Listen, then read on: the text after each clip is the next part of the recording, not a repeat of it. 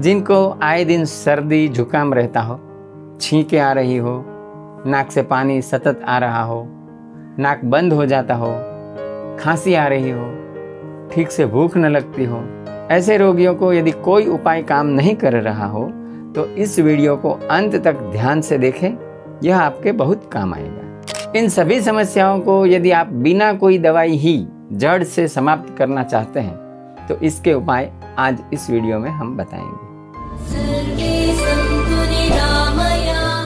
नमस्कार, मैं डॉक्टर मुकेश पटेल रामपुरा लाट खेड़ा गुजरात से आप सबका हार्दिक स्वागत करता हूँ। यहाँ हमारे चिकित्सालय में हम असाध्य माने जाने वाले बीपी, शुगर, हृदय रोग, किडनी जैसे रोगों की बिना कोई दवाई ही चिकित्सा करते हैं।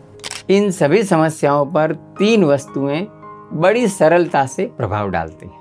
प्रथम पिप्पली अथवा पीपर, दूसरा काली मिर्च और तीसरी सौंठ। इन तीनों वस्तुओं को समान भाग लेकर बारीक पीस लें। इस पाउडर की आधा चम्मच की पुड़िया बना लें। इसका उपयोग कैसे करना है? सवेरे, मध्याह्न एवं सांझ 3 समय एक पुड़िया को शहद के साथ मिलाकर चाट लें। इसके साथ थोड़ा परहेज भी कर लें।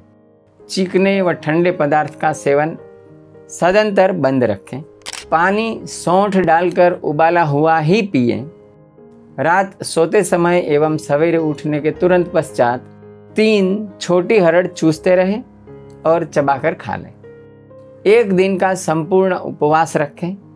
मात्र सौंठ डालकर उबाला हुआ पानी ही पिएं। इसके सिवाय प्रथम दिन के लिए सभी खान पान बंद रखें। दूसरे दिन मूंग का उबला हुआ पानी ही दिन भर पीते रहें। हर 2-3 घंटे पर पीते रहें। इसमें चाहे तो नमक इत्यादि मसाले थोड़े बहुत डाल सकते हैं। तीसरे दिन मात्र उबले हुए मूंग ही खाएं और चौथे दिन से आपका सामान्य भोजन ले सकते हैं।